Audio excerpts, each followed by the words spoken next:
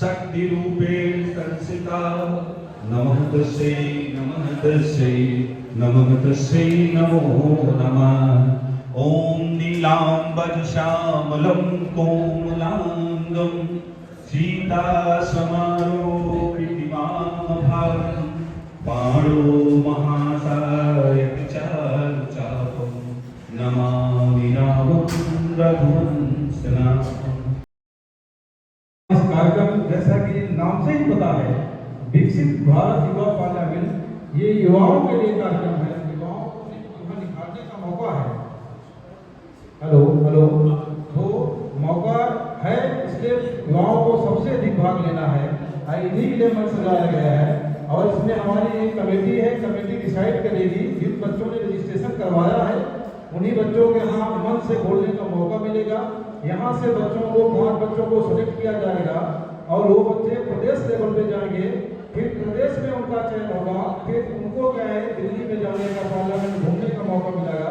मन की वीणा से गुंजित ध्वनि मंगलम स्वागतम स्वागतम स्वागतम स्वागतम स्वागतम स्वागतम स्वागतम स्वागतम। कैसा पावन सुहावन समय आज है, आप आए अतिथियों के सरताज है। कैसा पावन सुहावन समय आज है, आप आए अतिथियों के सरताज है। देव की भांति पूजन करे आज। मैं मान्यता देवी आप लोगों के समक्ष 50 वर्ष पूर्व आपातकालीन संविधान उल्लंघन एवं लोकतंत्र के विषयों पर अपनी अभिव्यक्ति हेतु उपस्थित हूँ। आपातकाल आखिर है क्या? The black chapter of the India, Bharat के संविधान का सबसे काला अध्याय, जिसे मैं रामधारी सिंह की कविता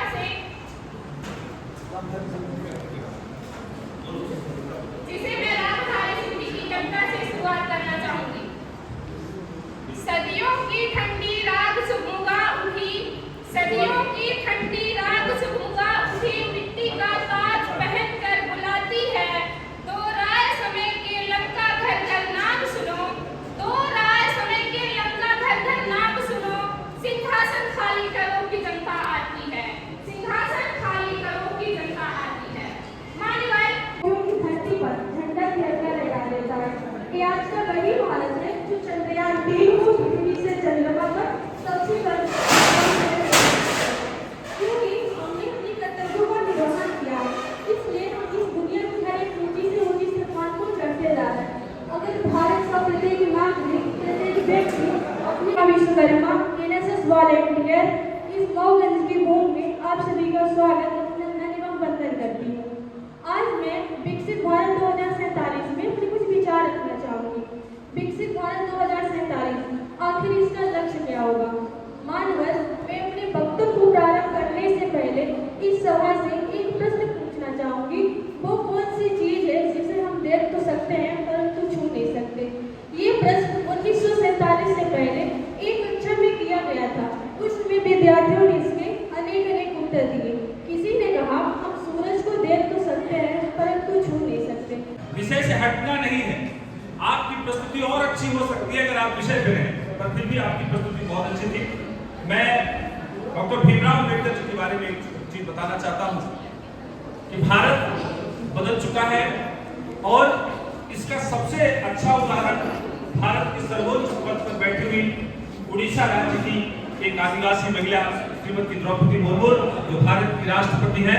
इससे अच्छा उदाहरण पूरी दुनिया को लोकतंत्र के बारे में नहीं मिल सकता है।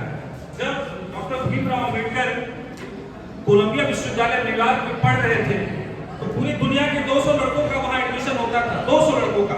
और जब रिजल्ट आया फाइनली, बहुत महत्वपूर्ण बात है बच्चों, आपके करंट अफेयर्स के लिए भी महत्वपूर्ण है कि कोलंबिया विश्वविद्यालय न्यूयॉर्क में जब डॉक्टर भीमराव अम्बेडकर का रिजल्ट आया फाइनली, पूरी दुनिया से 200 लड़के उसमें भाग ले रहे थे, उसके विद्यार्थी थे। और जब 200 लड़कों का पूरी दुनिया में रिजल्ट आया था, उसमें इसी भारत के लड़के डॉक्टर भीमराव अम्बेडकर का पहला स्थान था, पहला स्थान। पूरी दुनिया भारत के वर्चस्व को लोकतंत्र के संवेदनशील 1975-1977 के आपातकाल पर अपने विचार रखने के लिए खड़ा हूँ। यह केवल राजनीतिक निर्णय नहीं था, बल्कि यह समय था जब देश को यह तय करना था कि सत्ता बड़ी है या लोकतंत्र। माननीय अध्यक्ष महोदय में इस समय देश की राजनीतिक स्थिति थी जयप्रकाश नारायण के नेतृत्व में संपूर्ण क्रांति आंदोलन चल रहा था। साथ ही इंदिरा गांधी के चुनाव और इलाहाबाद के उच्च न्यायालय से अब प्रजा का बेटा भी राजा बन सकता है। हर गरीब चुनाव लड़ सकता है, हर कोई चुनाव लड़ सकता है और वो अपनी बात रख सकता है और छोटे स्तर से लेकर वो बड़े स्तर तक काम कर सकता है। पहले ऐसा नहीं हुआ करता था। पहले जो राजा उसका बेटा राजा होगा और वो ऐसी पीढ़ी चलती चली जाएगी, लेकिन अब ऐसा नहीं होता। शिखा जिसकी धरोहर है, तिलक से जो अलंकृत है, चमकता भाल दिनकर सा जो अपराधों से वंचित है, जो शंभु सा विलासी है, जो विष्णु सा वैभव, जिसमें तेज ब्रह्मा का वो ब्राह्मण सर्ववंदित है। के सम्मानित निर्णायक मंडल और सभी साथियों, मेरा आपको सादर प्रणाम। मैं सत्यम शर्मा आज आपातकाल के 50 वर्ष भारतीय लोकतंत्र के सबक के विपक्ष में अपनी बात रखने आया हूँ। आज हमारे महाविद्यालय में आयोजित युवा संसद केवल कार्यक्रम नहीं है, बल्कि हम युवाओं के लिए लोकतंत्र को समझने और उसकी मूल भावना को जानने का एक महत्वपूर्ण अवसर है। युवा संसद के माध्यम से हम न केवल संसद की कार्य प्रणाली को समझते हैं, बल्कि राष्ट्र के प्रति अपने कर्तव्य और जिम्मेदारियों को भी महसूस करते हैं। आज हम एक ऐसी विषय पर चर्चा करने आए हैं जिसने आज के भारतीय लोकतंत्र को गहराई को प्रभावित किया है। आवश्यक कदम है, लेकिन इस निर्णय से लोकतंत्र के कई मूल सिद्धांतों को भी कठिन से कठिन परीक्षा देनी पड़ गई। उस दौर में प्रेस की स्वतंत्रता पर नियंत्रण लगाया गया। कई राजनीतिक नेताओं और सामाजिक कार्यकर्ताओं को गिरफ्तार किया गया और अभिव्यक्ति की स्वतंत्रता पर भी प्रतिबंध लगाए गए। सम्मानित निर्णायक मंडल और सभी साथियों, मेरा आपको सादर प्रणाम। मैं सत्यम शर्मा आज आपातकाल के 50 वर्ष भारतीय लोकतंत्र के सबक के विपक्ष में अपनी बात रखने आया हूँ।